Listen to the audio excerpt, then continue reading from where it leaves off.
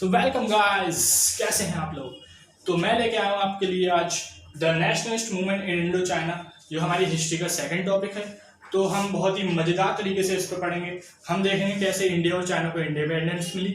देख लेते हैं उसका मैप क्या है। ये चाइना का मैप है, काफी कमजोर हो चुका है ये। तो हम देखेंगे कैसे जो है इंडिया और चाइना इंडिपेंडेंट बने, और इसी के साथ मेरा जो है यहाँ पे मजाक खत्म होता है। तो बेसिकली यहाँ पे हम इंडो और चाइना जो है एक कंट्री है उसके बारे में पढ़ेंगे। ये उसका मैप है जो कि लोकेटेड है हमारे नॉर्दर्न हेमिस्फीयर में 16 degree north and 108 degree east पे। तो देख सकते हैं ये जो है यहाँ पे वियतनाम के बारे में हम डिस्कस करेंगे मेन। तो हम स्टार्ट करते हैं। इसकी डेफिनेशन है नेशनलिस्ट मूवमेंट क्या होता है। The movement to gain independence is called nationalist movement. Those movement which perform to gain independence is called nationalist movement. So now, Indochina. What is Indochina? It is the combination of three countries: Vietnam, Cambodia, and Laos. So this is Vietnam, this is Cambodia, this is Laos. So we discuss only Vietnam. This is very important country. Now, Vietnam gained independence from in 1945, but it took another 3 decades for Vietnam to become independent republic.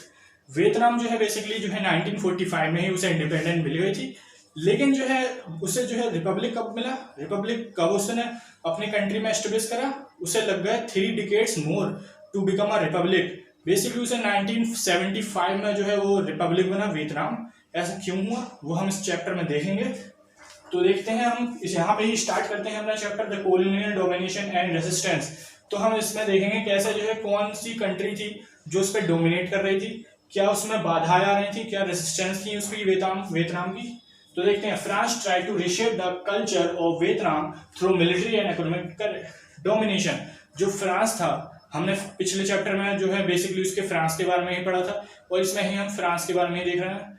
तो France ने जो है Vietnam पे जो है अपना जो है रिशेप फ्रांस चाहता था कि उसका जो वियतनाम का कल्चर है उसे रिशेप करना through military and economic domination से।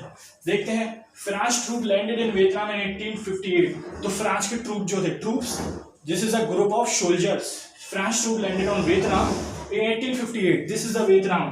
This 3 part combined together formed Vietnam. Yes, this is the Tonkin, this is Annam, and this is Sanchi Chino. Yes. So now by the mid 1880s they established a firm grip over the northern region. Yes, by the mid 1880s the French troops established a firm grip over the northern region. This is the northern region, Tonkin, basically Tonkin and Annam. Now after the French-China War, the French assumed control of Tonkin and Annam, and in 1887 French-Indochina was formed. So क्या हुआ basically French China war हुआ था। ये basically France और China के बीच में हुआ था। उसके बाद जो है फ्रांस ने जो है अपना कंट्रोल एस्टेब्लिश कर लिया था कहाँ पर, टोनकिन एंड अनम में। और जो है उसने 1887 में French Indochina was formed. तो जब उसने जो है अपना फ्रेंच ने इस पे कंट्रोल एस्टेब्लिश कर लिया, तो इस प्लेस को ही हम फ्रेंच इंडो चाइना कहते हैं। तभी ये है फ्रांस इंडो चाइना जो है फॉर्म हुआ था। इस पर क्वेश्चन आ सकता है आपका, when was the French Indochina was formed. तो ये बेसिकली 3 पॉइंट्स लिख देने हैं आपको। French tried to reshape this point, this point, this point and this point. Your 3 marks is in your hand. So thanks for watching. Please subscribe our channel for more motivated video.